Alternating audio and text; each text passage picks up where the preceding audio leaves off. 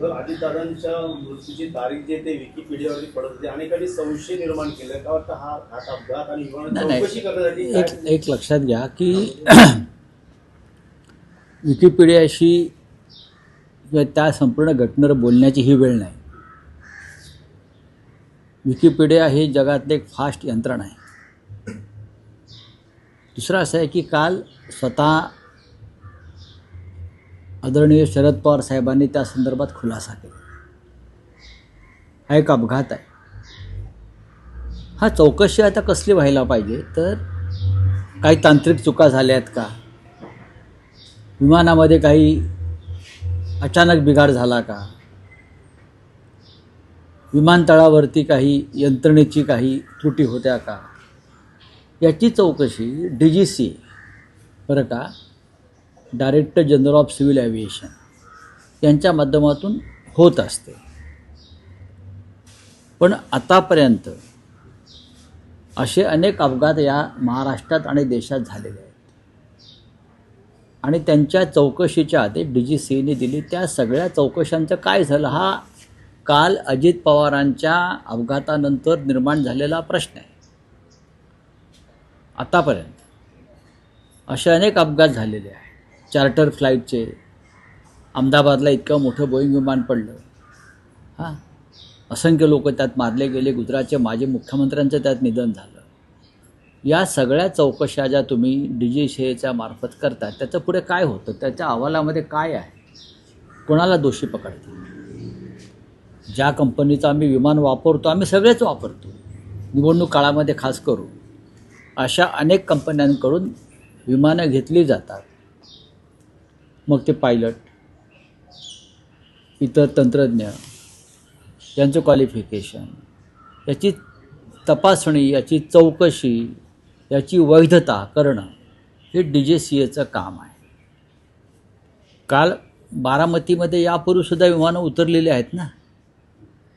बारामतीच्या त्या छोट्या विमानतळावर अजित पवार हे अनेकदा उतरलेले आहेत किंवा अनेकदा त्यांनी तिथून लँडिंग केलेलं आहे आणि याच प्रकारच्या विमानातून ते प्रवास करत असतील. पण नेमकं काल असं त्या विमानामधला जो बिघाड झाला असं दिसतं आहे किंवा व्हिजिबिलिटी नाही, विमानानं दोनदा उतरण्याचा प्रयत्न केला, ते उतरू शकलं नाही आणि विमान भरकटलेलं दिसतं आहे. आता CCTV फुटेज दिसतं आहे. याचा तपास जो टेक्निकल आणि इतर ज्या फॅक्ट्स आहेत त्याचा तपास DGCA करेल. बाकी माननीय शरद पवार साहेबांनी काल रात्री संपूर्ण खुलासा आणि निवेदन जे दिलेलं आहे ते बरोबर आहे. राहुल साहेब, आता आपण जो मुद्दा उपस्थित केला की DGCA कडनं चौकशा होता, त्याचं पुढे काय होतं? याच विमानाचा अपघात झाला होता त्याची देखील चौकशीचं पुढं काहीच नाही. अशा महाराष्ट्रात आणि देशामध्ये अशा अनेक अपघातांच्या चौकशांच्या घोषणा झालेल्या आहेत. त्याचं पुढे त्या चौकशीतून काय निष्पन्न झालं म्हणजे माझ्या माहितीप्रमाणे माधवराव शिंद्यांपासून बरं का असे अनेक अपघात आम्ही पाहिले आणि त्याच्यामध्ये अनेक महत्त्वाच्या लोकांचा मृत्यू झाला. त्यांचं पुढे काय झालं याचा कधीही अहवाल हा देशासमोर आला नाही. निदान महाराष्ट्राचे उपमुख्यमंत्री अजित पवार यांच्या विमानामध्ये नेमका कोणता बिघाड झाला किंवा त्यावेळेला नक्की काय झालं.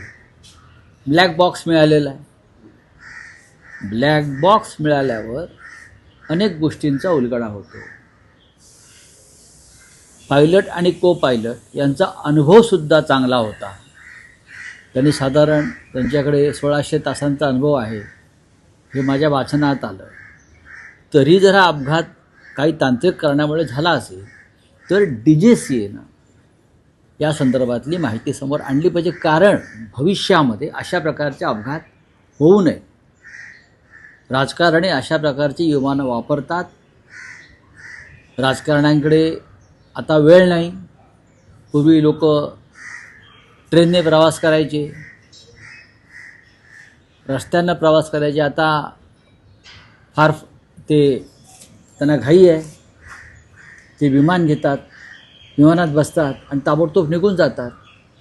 पण त्या विमानाची कंडिशन, त्या विमानाचे पायलट, त्या विमानांचा मेंटेनन्स,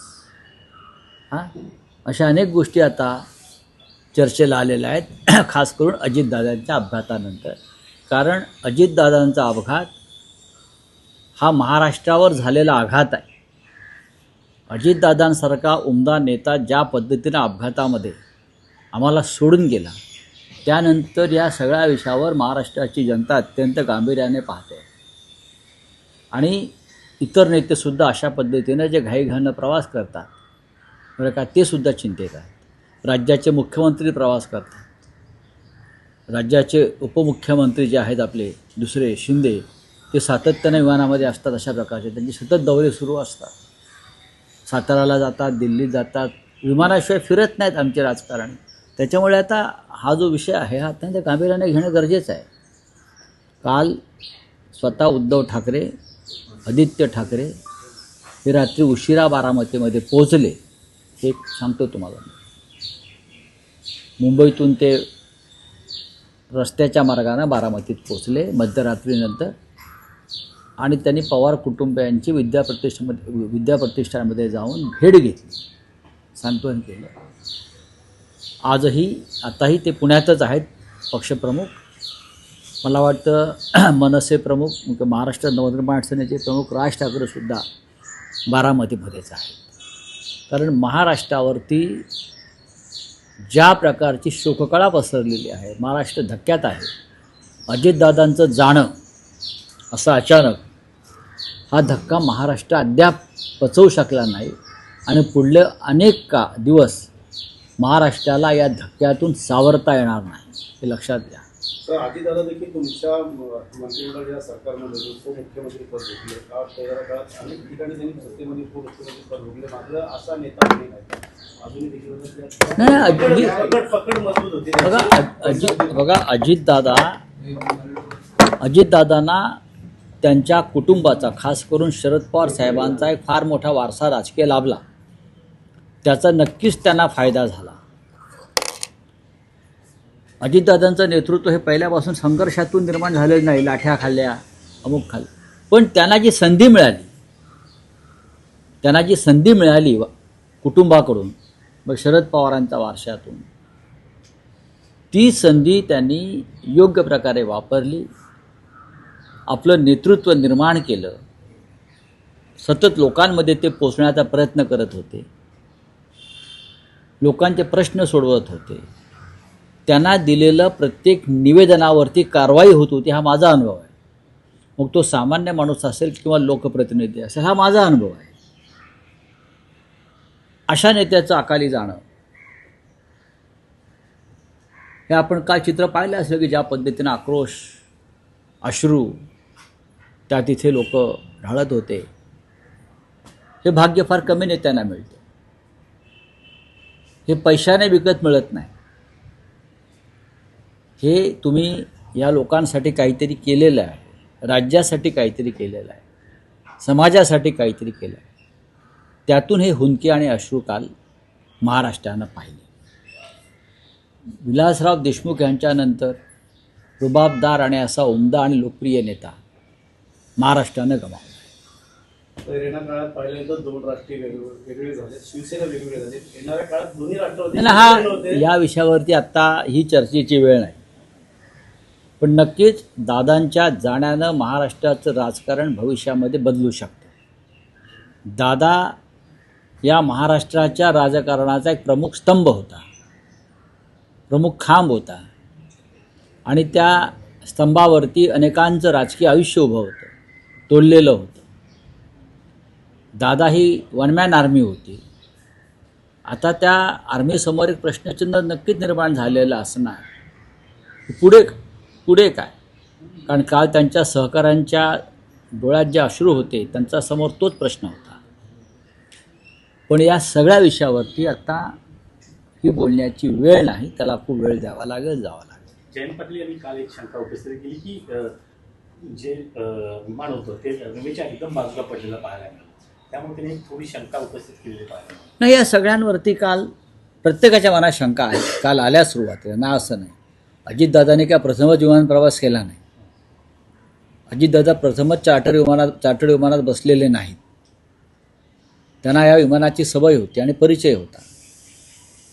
पण काल सन्माननीय शरद पवार साहेबांनी जे एक निवेदन केलेलं आहे, ज्या शंका आहेत त्या शंकांना निरसन करणारं मला असं वाटतं आपण त्या गोष्टी त्यांनी सांगितलेल्या मान्य केल्या पाहिजेत. हा एक अपघात होता, पण त्या अपघाताची जी तांत्रिक कारणं आहेत त्याची चौकशी DGCA करेल. एकनाथ शिंदे देखील चौकशी झाली पाहिजे का? नक्कीच का होऊ नये? ते स्वतः म्हणतात. हो, पण चौकशी व्हायला पाहिजे. म्हणजे आम्ही काय म्हणतो आहोत, ज्या तांत्रिक कारणामुळे विमानाला अपघात झाला, काय त्रुटी होत्या, भविष्यामध्ये अनेक महत्त्वाची लोक अशा विमानातून प्रवास करतात, त्यांच्यासाठी हा धडा आहे बरं का, इशारा आहे, धोक्याची घंटा आहे. आम्ही सगळेच प्रवास करतो अशा प्रकारच्या विमानातून. त्यामुळे तपास जो आहे DGCA करतो आहे तो योग्य आहे.